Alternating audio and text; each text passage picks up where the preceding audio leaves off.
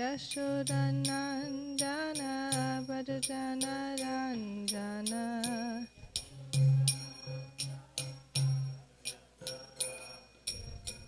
Yashodanandana Bhadajana Ranjana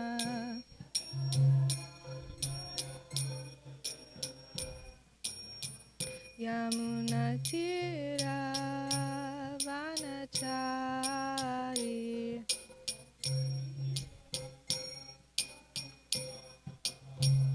Yamunatira Vanachari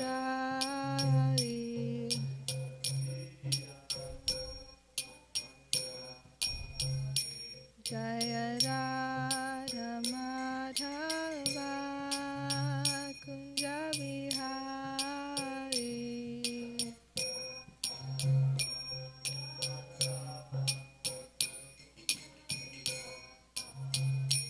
Jaya Radha Madhava Kunja Vihari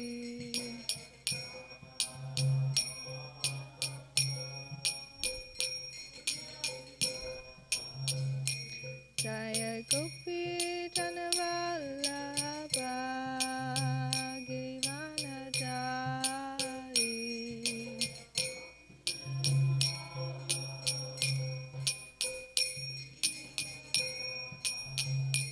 Jaya Gopi Janavallabha Girivanadari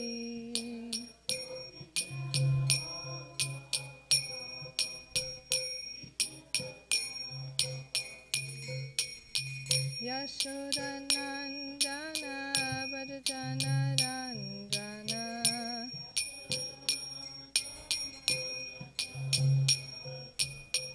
Yashodanandana Bhadajana Ranjana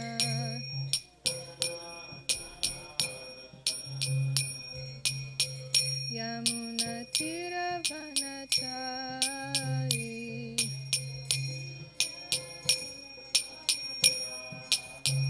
Yamunatira Vanachari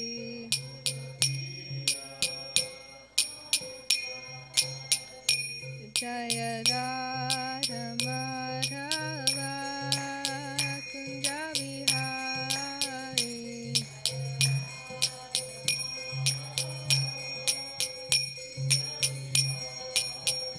Jaya Radha Madhava Kunja Vihari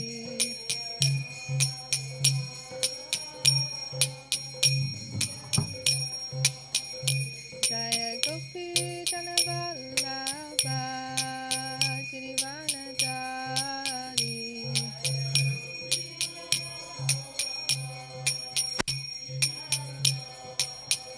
Jaya Radha Madhava Kunja Vihari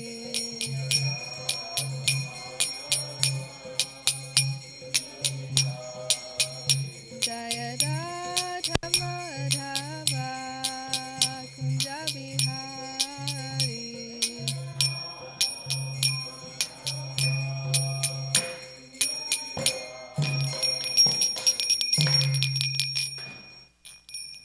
Hare Krishna.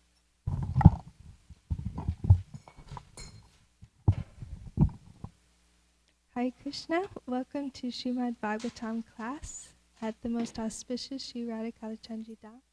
Let's start with the Mangalacharna prayers. Om Namo Bhagavate Vasudevaya.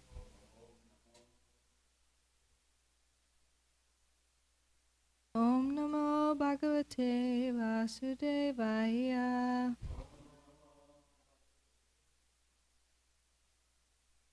Om Namo Bhagavate Vasudevaya.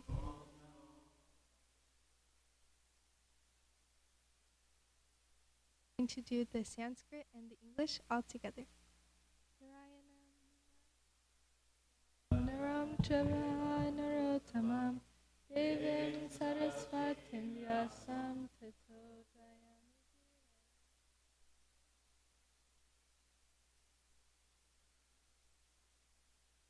Offer respectful obeisances unto the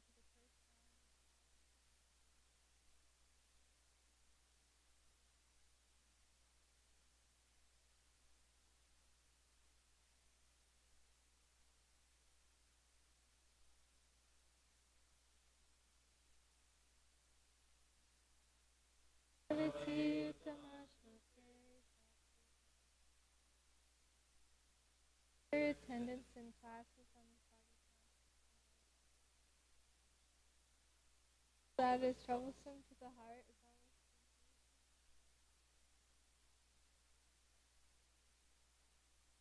praised with transcendental song.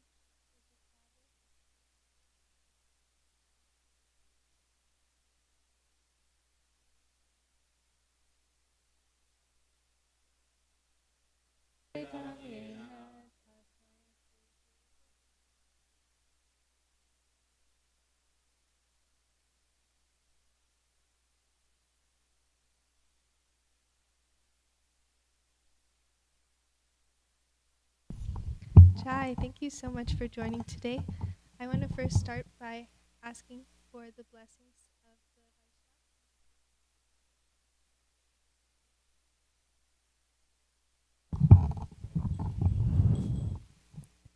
Thank you so much for joining us today. I'd like to start by asking for the mercy and the blessings of the Vaishnavas with us today so that I might say something valuable.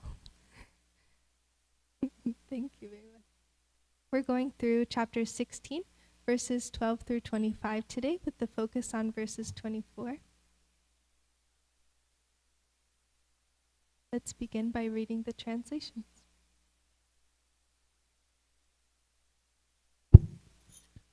Text 12. Sri Shukadeva Goswami continued, when the conditioned soul, Jiva, in the form of Maharaj Chitraketu's son, had spoken in this way and then left, Chitraketu and the other relatives of the dead son were all astonished.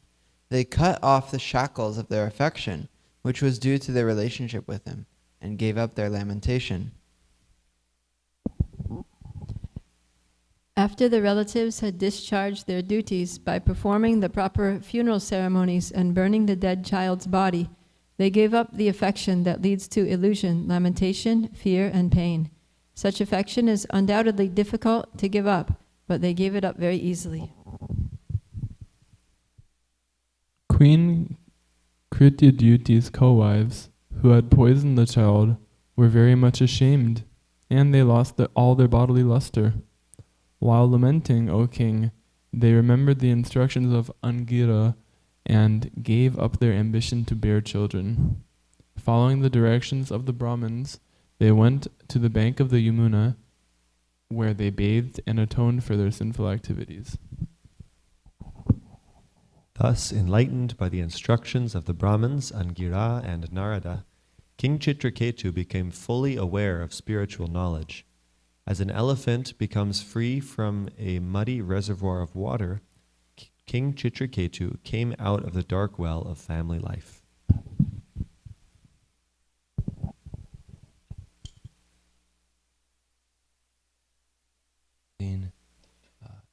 The king bathed in the water of the Yamuna, and according to prescribed duties, he offered oblation of water to the forefathers and demigods.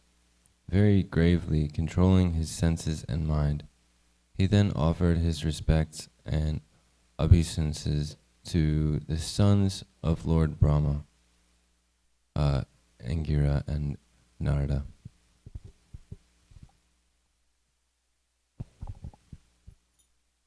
Thereafter, being very much pleased with Chitraketu, who was a self-controlled devotee and surrendered soul, Narada, the most powerful sage, spoke to him the following transcendental instructions. Narad gave Chitraketu the following mantra. O Lord, O Supreme Personality of Godhead, who are addressed by the Omkar, Pranav, I offer my respectful obeisances unto you. O Lord Vasudev, I meditate upon you. O Lord Pradyumna, Lord Anirudh, and Lord Shankarshana, I offer you my respectful obeisances. O reservoir of spiritual potency, O supreme bliss, I offer my respectful obeisances unto you, who are self-sufficient and most peaceful. O ultimate truth, one without a second, you are realized as Brahman, Paramatma and Bhagwan, and are therefore the reservoir of all knowledge. I offer my respectful obeisances unto you.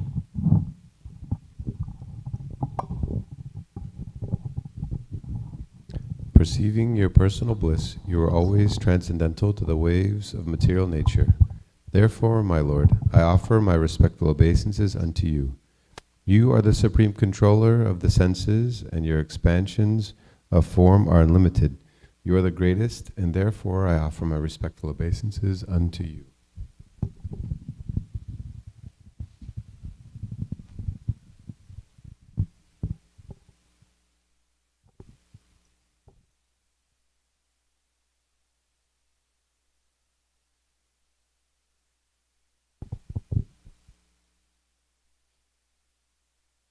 The words and mind of the conditioned soul cannot approach the Supreme Personality of Godhead, for material names and forms are not applicable to the Lord, which is entirely spiritual, beyond the conception of gross and subtle forms. The impersonal Brahman is another of his forms. May he, by his pleasure, protect us. As pots made completely of earth are situated on earth after being created, and are transformed into earth again when broken, this cosmic manifestation is caused by the Supreme Brahman, situated in the Supreme Brahman, and annihilated in the same Supreme Brahman.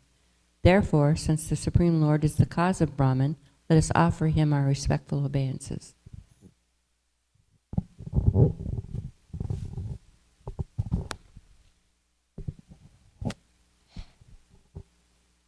The Supreme Brahman emanates from the Supreme Personality of Godhead and expands like the sky.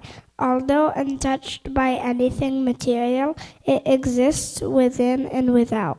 Nonetheless, the mind, intelligence, senses, and living force can neither touch him nor know him.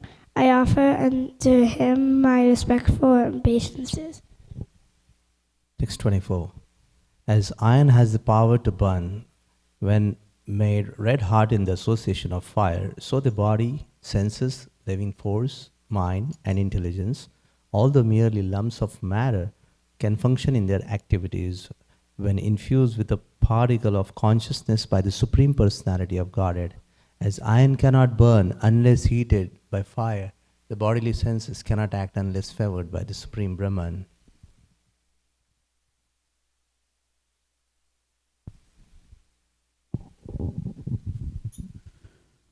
O transcendental Lord, who are situated in the topmost planet of the spiritual world, your 2 lotus feet are always massaged by a multitude of the best devotees with their lotus bud hands.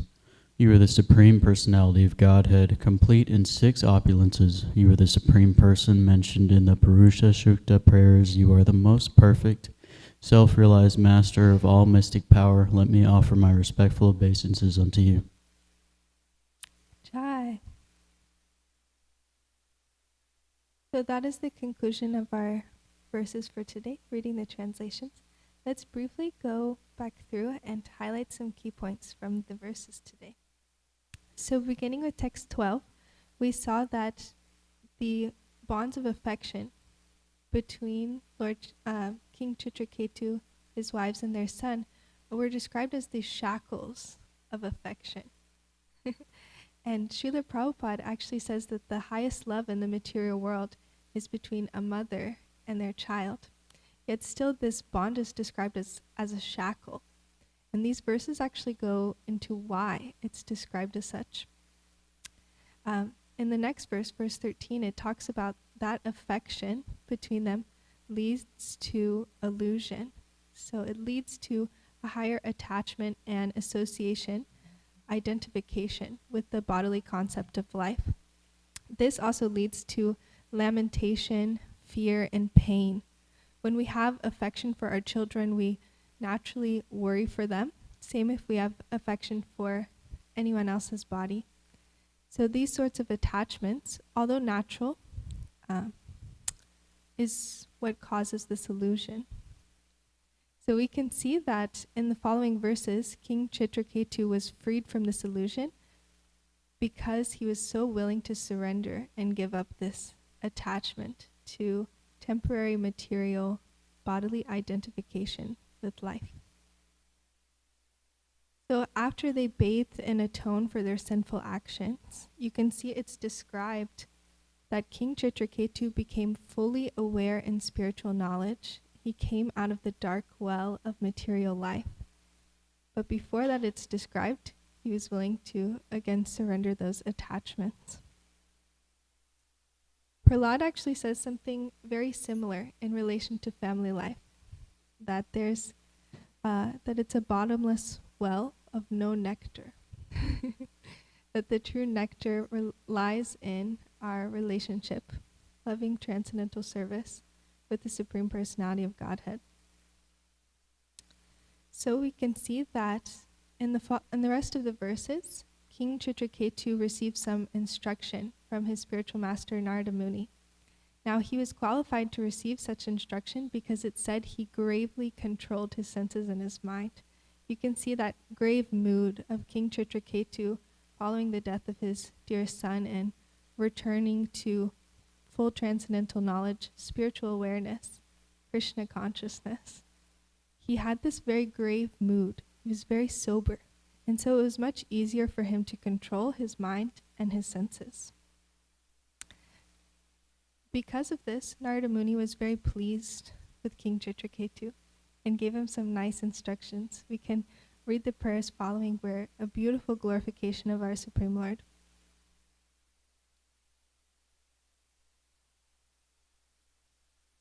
So we can go on to our focus verse for today. 24.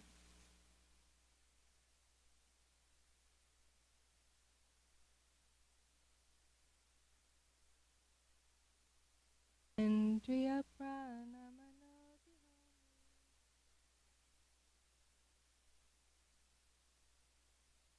yadam savidha pracharanti karmasu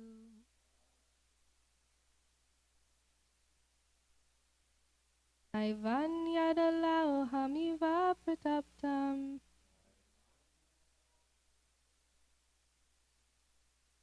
taneshu tadrastrabadeshamiti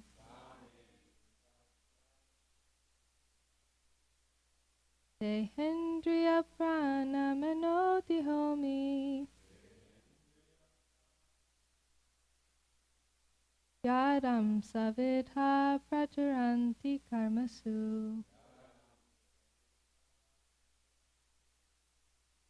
Naivan yadalau hamiva prataptam Daneshu tadrastrabadeshamiti Dehendriya prana manodihomi Yadam savidha pracharanti karmasu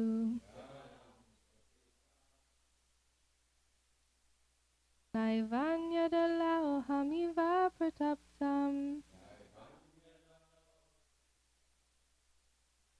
Taneshu tadrastrabadeshamiti. Please repeat. Indriya prana manodihami Yadam savidha pracharanti karmasu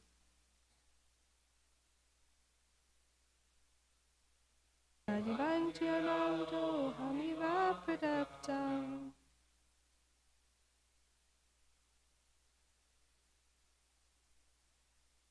Aneshu tadrastrabadeshamiti Dehendriya prana manodihami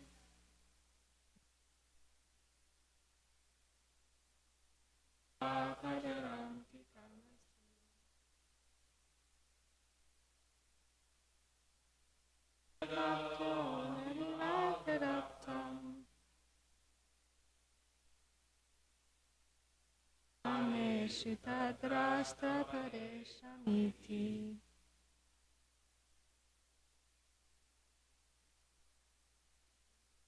Pranavanodyami.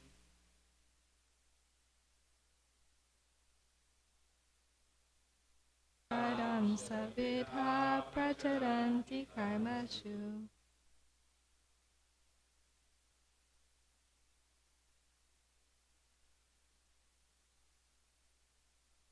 Yanti ajayo prataptam.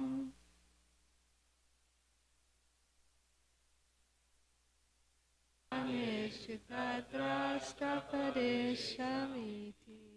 Jai Haribo. Let's read the translation together. The body, indriya, senses, prana, life, airs, mana, mind, diya, and intelligence, ami, all those, yat, amsa, vidha, being influenced by rays of Brahman or the Supreme Lord. Pracharanti, they move. Karmasu, in various activities. Na, not. Eva, indeed. Anyada, at other times. Loham, iron. Eva, like. Apraptam, tam. By fire. Saneshu, in those circumstances.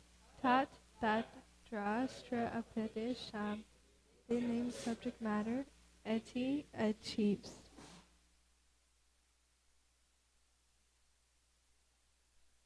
As iron has the power to burn when made red hot in the association of fire, we can do it all together as well.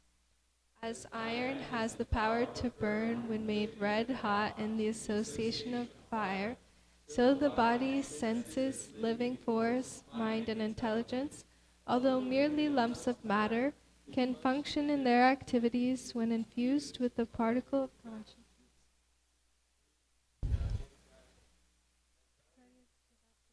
As heated by fire, the bodily senses cannot impact unless favored by the Supreme Lord. Would anyone like to read the purport?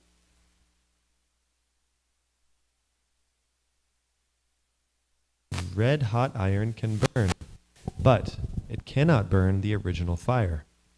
Therefore, the consciousness of the small particle of Brahman is fully dependent on the power of the Supreme Brahman.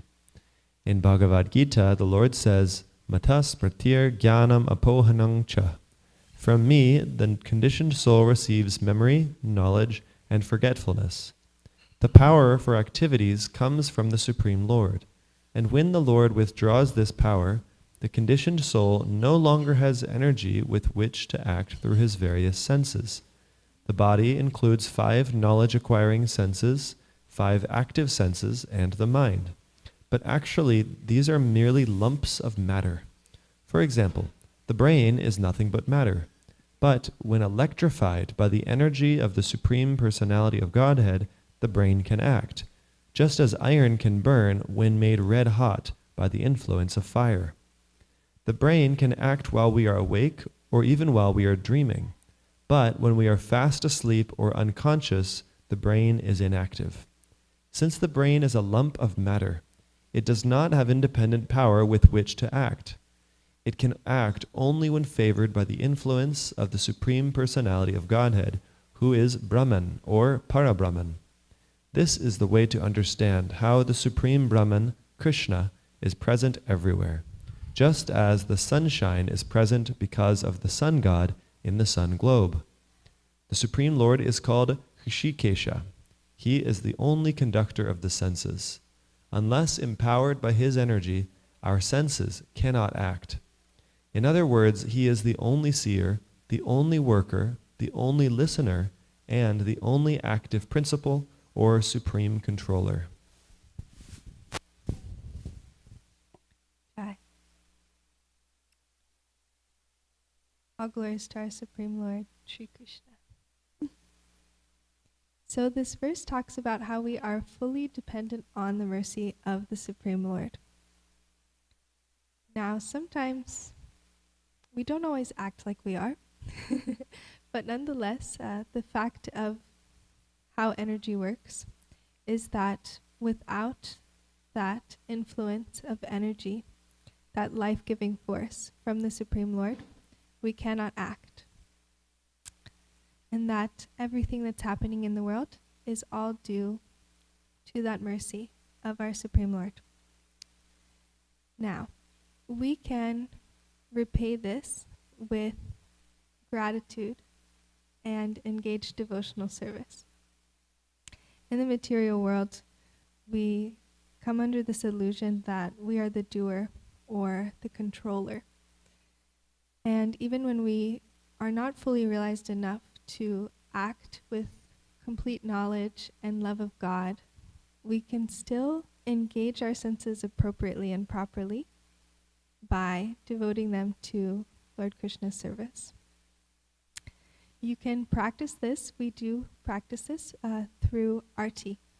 Our artis are an offering back of what the Supreme Lord already has under his control, the 5 elements, and what he already has in his possession. We know that he does not need anything, but we can offer this back to him as an act of our gratitude.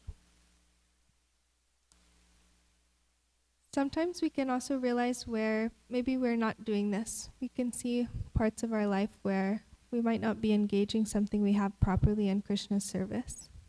So then we can pause and reflect and try to re-engage those elements of our life properly. This way, our whole life can be worship. One big moving prayer to Krishna, one big moving act of gratitude. And as we dovetail every part of our life, we can then also have every moment be an opportunity to connect with Krishna and for Krishna to also connect with us, to clean our heart and make it a more suitable environment for him to reside in. In this verse, it talks about how Narada Muni gave the instructions to King Chitraketu once he qualified himself. It's very pleasing to our Supreme Lord and our spiritual masters when we're very sober. We try to control ourselves, especially so when we're fully self-controlled, although it's easier said than done. And also when we are ready for and asking for to engage in devotional service. So, it's been talked about before. We know, of course, we have some new people. So I'd like to go through it again, that the way to approach Krishna is through Radharani. Srila Prabhupada says that Krishna is Radha's property. And so we can receive her mercy and approach Krishna. Then also, to approach Radharani, we must attain the mercy of Lord Chaitanya. And to approach Lord Chaitanya, we receive the mercy of Sri Nityananda Prabhu. And to receive the mercy of Lord Nityananda, we can please our spiritual master. And to please our spiritual master, we can follow his instructions. So through that process, we can qualify ourselves and approach Lord Krishna to engage in loving devotional personal service. Now, what is dependence on the Lord? This is very pleasing to him because it's actually our factual constitutional position. So this dependence is a complete reliance. Now, this is factually the matter anyway, but when we also engage our thoughts and our mind, our intelligence, and our actions into Lord Krishna's service, knowing that we are fully dependent on him, and actually he is performing all these activities himself, that material nature is performing all of these activities, it can simply become a relationship of gratitude, appreciation, and reciprocal love. So instead of this, oftentimes we, in the material world, we feel ourselves act through ego.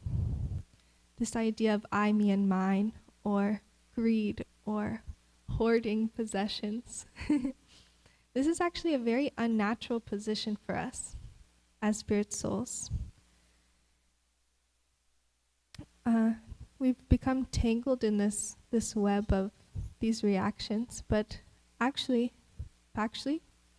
we don't really want this. It's not our full satisfaction. So in Bhagavad Gita 10:8, it says, Aham sarvasya prabhavo mata sarvam pravartate iti matva bhajante mam buddha bhava samanvita. Krishna says, I am the source of all spiritual and material worlds. Everything emanates from me. The wise who perfectly know this engage in my devotional service and worship me with all their hearts. So, we can become the wise who perfectly know this, or at least the ones who listen very nicely to how Bhagavad Gita and Srimad Bhagavatam lay this out for us, that we are already completely dependent on the mercy of the Supreme Lord, and factually everything in existence emanates from Him. And then we can engage in His service with all our hearts. So that part with all our hearts is that expression of gratitude and love for what we receive from the Supreme Lord. Then also we do not need to lament our condition, because everything can then become that expression of gratitude. In the verse it talks about how when King Chitraketu and his family were willing to give up the shackles of affection, they then were able to see clearly. So similarly, we can remember and depend on the Supreme Lord to help us release ourselves from the shackles that bind us in our everyday life. And then we can also remember that we are always cared for and provided for. In verse 25, it talks about also the qualifications of the Supreme Lord. It says He is the most perfect, the self-realized master of all mystic power. So we can see He's also very worthy and deserving of our loving devotional service and our complete gratitude. Even if it wasn't in His desire for us to be separate, or even to have the illusion that we're separate from Him, He still allows us to explore in this world and engage in activities that are sometimes harmful to us, or at least give us the illusion that we are suffering or lamenting those conditions. So this way, as we are clearing our heart and returning back into our original constitutional position, this very natural, secure position for us to offer loving devotional service to the Supreme Lord, we can make every action we can a moment to offer that gratitude and praise to the glories of our Supreme Lord. So I'd like to open it up for discussion, questions, comments on the verses.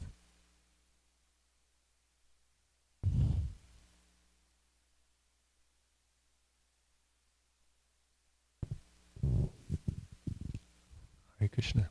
I was waiting for someone else, but I'll go. I really appreciate the point you made earlier, and you just emphasized it again, that every moment is an opportunity to express our gratitude and to make an offering of love to Krishna. You said even a dance, I believe, that our life can be like, or maybe I just heard that, like I was thinking dancing through life with the mood of gratitude. Like maybe externally we're not dancing, but in our heart, somehow I just had this image of a grateful person is a dancing person. Like, if you're feeling grateful, then what else do? You naturally want to express your joy. And how do we express our joy but through singing and dancing? So I really appreciate the emphasis there on gratitude and making the most of every opportunity to serve Krishna. Thank you. I feel like when we're under the material condition, part of our heart like shuts down, becomes clouded, and we're not really ready for the full embrace yet, maybe. That's part of why we're still here, right? Is maybe we're not ready for that full embrace. We might still have some desires or illusion, or some of that illusion of lamentation, fear, and pain that could be blocking us. But gratitude, I feel like, opens our heart and allows us to start to engage in a dance through life. Yes?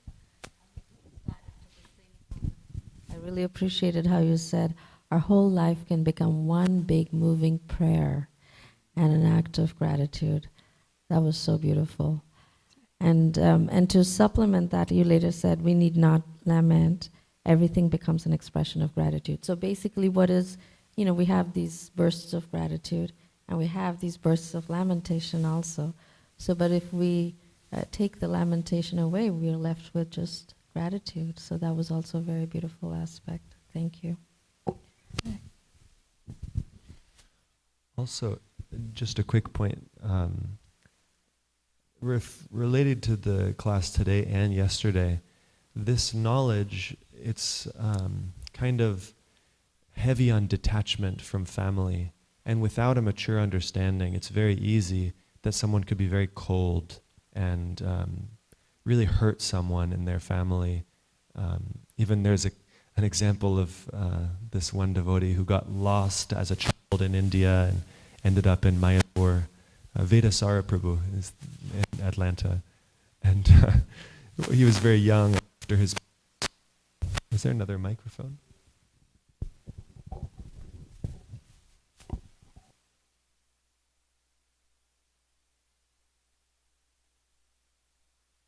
Hare Krishna. Yeah, his parents spent years searching all over India for him, and they finally found him at ISKCON Mayapur. And they said, "We're your parents, we've missed you so much." And in this mood, he said, "Well, which parents are you?" Can you imagine the heartbreak? Oh, he said, "Shri Shri Radha Madhava are my parents."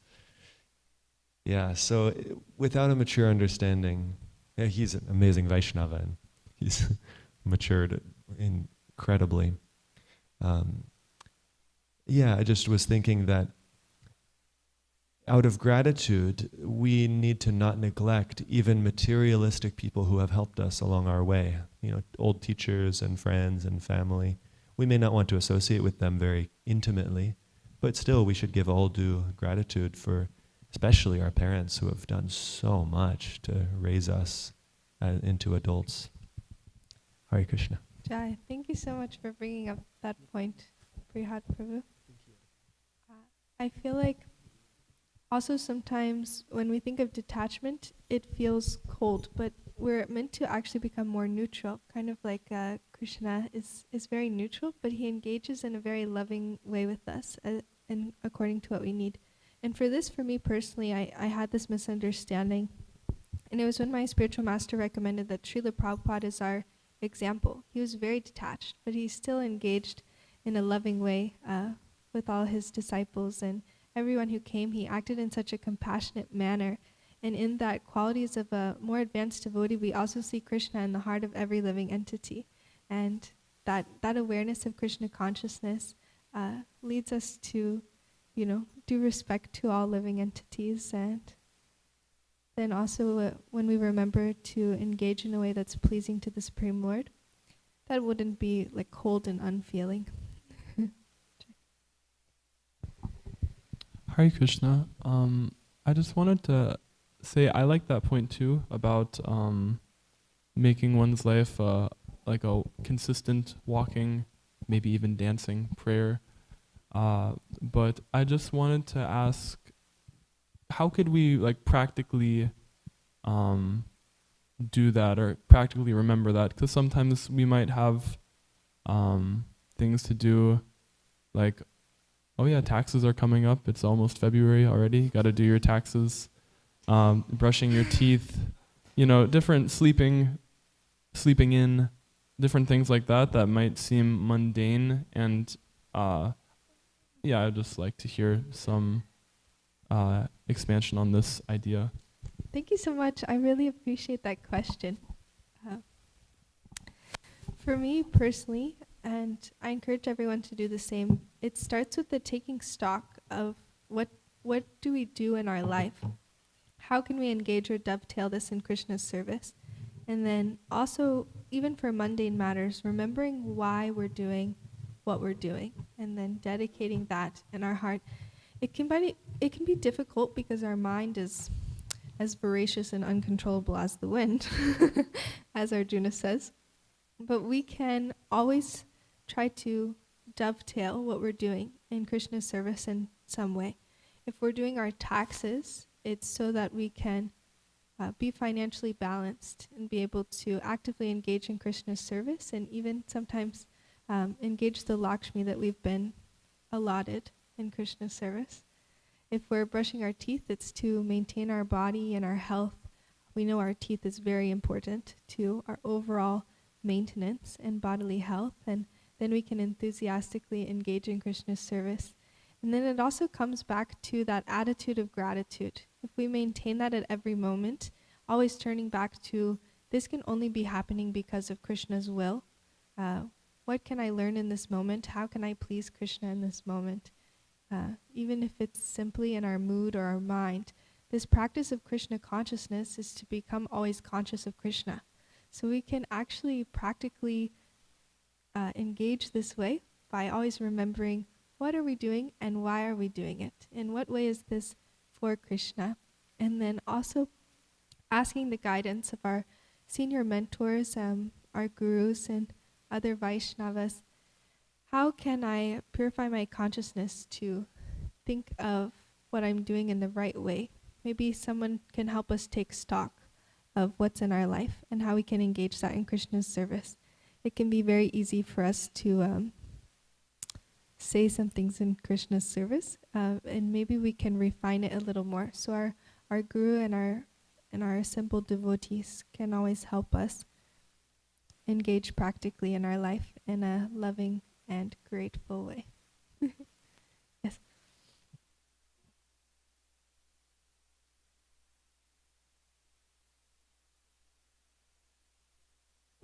Hare Krishna. Yeah, I was looking at text 14 where it says that the co-wives of Krityaduti who had killed the child, they went to perform austerities and things. And it says they gave up after remembering the instructions of Angira, they gave up their ambition to bear children. So I was thinking that, it's like we see people who have bad marriages and they suffer in marriage, and then we might think, oh, I'm not going to get married because people suffer in marriage. Or we see people have children and they struggle with children. The children cause them a lot of trouble and anxiety. I'll save myself the anxiety. I won't have to.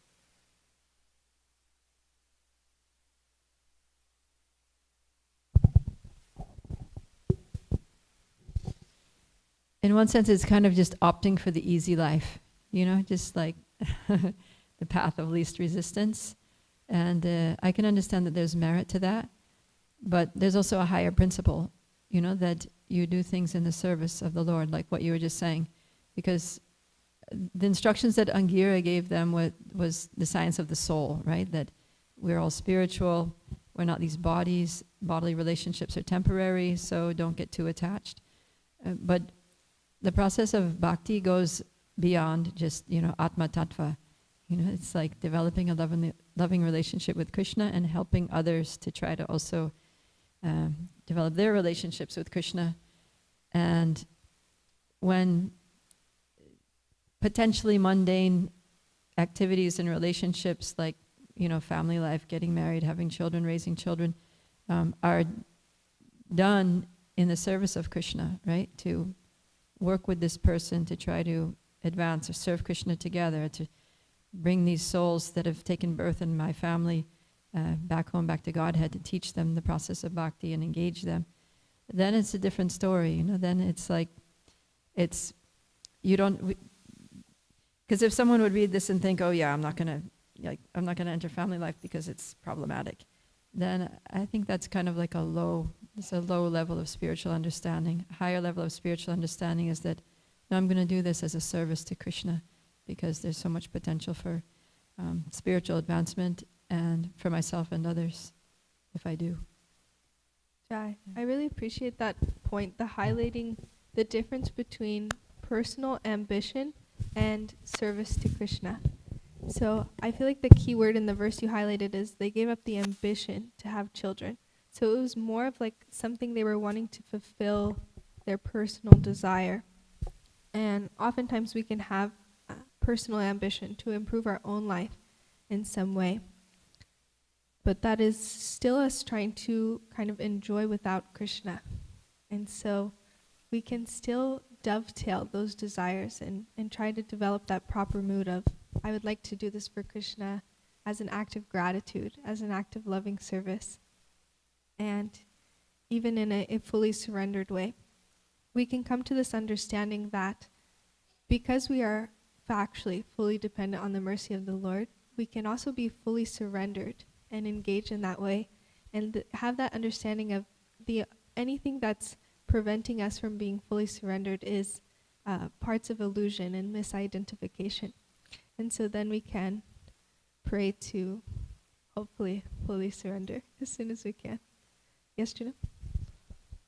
So I was thinking about how, Prabhupada Priya, you said it's a low understanding to not have children. And I think, honestly, there are like enough children in the world of people who, and they're gonna have to like die and be reborn and keep doing that and keep going through like material reproduction. But I feel like if we stopped like the idea of, oh, we need to reproduce, then we could take care of the people who are already like on the planet. Like we could actually better use our time instead of like prolonging our genetic codes. Like there's enough people who need our help genuinely, rather than saying, oh well, I'm gonna be the harborer of like affection and stuff, because I feel like affection is kind of like a material thing. It seems to me like having family or having children is actually kind of selfish. So I don't think it's a low perspective.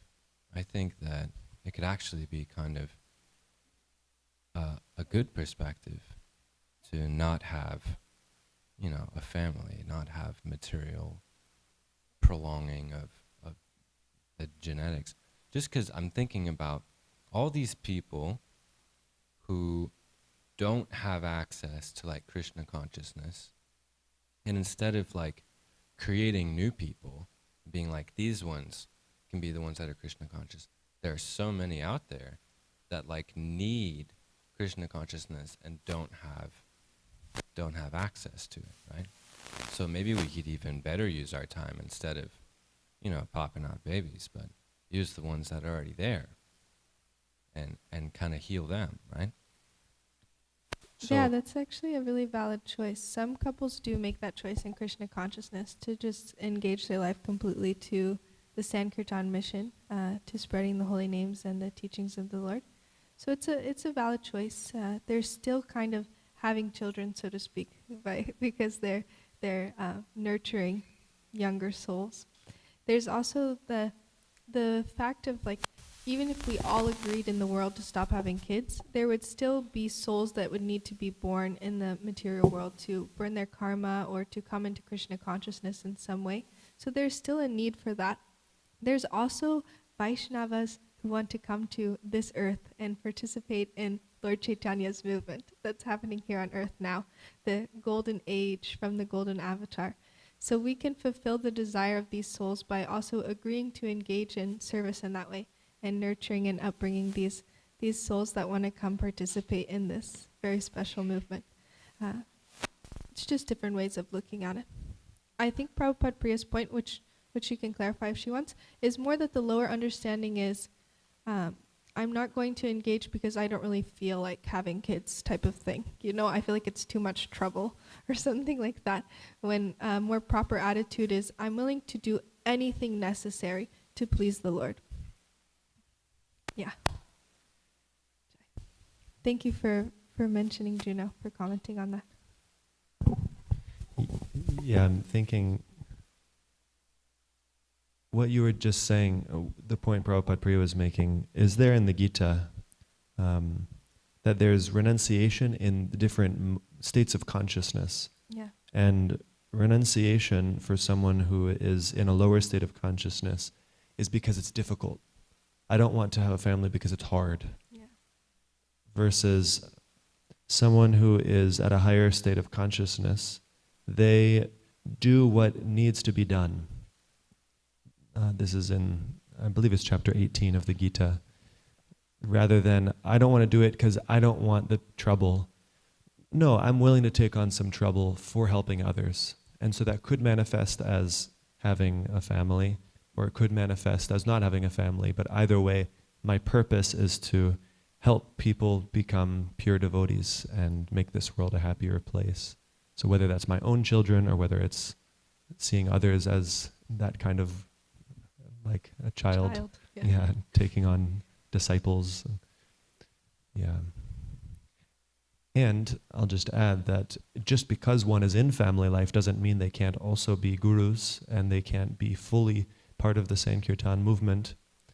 In fact, everyone in South India who saw Lord Chaitanya, they were like, I want to give up my family and work and just be a monk with you. And he said, no, you stay where you are and you be a guru by telling everyone about the teachings of the Gita.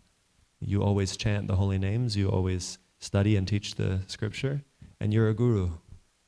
So there's not a need to be free from family life to be in that role. That's a great point. Thank you. Yeah, thanks for making it. Yes, Daniel?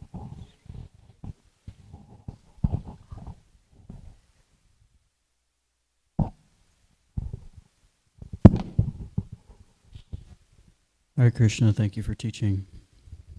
I don't think this can be said enough. Our whole life can be one big moving prayer to Krishna. Our whole life can be one big moving prayer to Krishna. Our whole life can be one big moving prayer to Krishna. And I had some reflection, and I appreciated what Prabhupada Priya said and what Juno said about having children, because I think that it really reflected to me that a lot of times in class I see things in dualities because I'm conditioned in this world to see things that way. And so when something is said to me, I think this is an absolute. This is a duality. How can I measure this? What is on the outside? What makes this not actually, where does this not apply? But actually I'm coming to understand what is being said is not that it applies all the time to everything, but it is a general aspect looked in this perspective that is applied in this context now.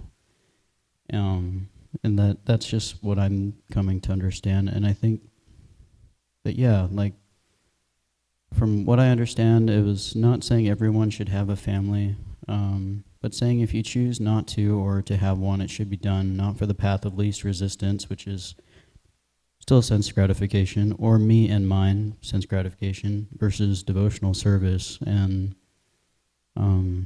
yeah, I don't know, I just really appreciated like seeing myself, I guess, like in the way that I see things through a question that was asked and go, oh, I do that. I understand. That makes sense. Anyways, thank you. I had another reflection.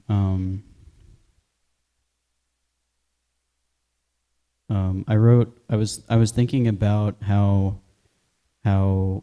Radha is our path to Krishna. And I was thinking, well, because only she knows how to make the perfect home for him. Only she knows exactly how he likes everything. So, of course, he is owned by her. And I thought, so I wrote, Lord Krishna, I want to make a home for you in my heart, but when I clean, I only spill mop water to clean again. It is never ending. How can I invite you to a place you already own? Dear Radha, please have compassion for me and clean my heart in the way only you know how to prepare a home for Krishna. There is a mountain I cannot begin to chip away at. Please have mercy on me and sculpt me as you desire Krishna to enjoy. Haribo! Jai, one comment on that point. The purport from text 25, one of our verses today, talks about how we are not competent really to engage in Krishna service. But it's again that mercy of the Supreme Lord that allows us to engage, and absolutely that Srimati Radharani knows how to best please Lord Krishna. It's said that to please Krishna, we can offer things through Radha. We can give her the flower to offer to Krishna. That's very nice. Hi. Such a beautiful class. I mean, everything has already been said, but since I'd already raised my hands.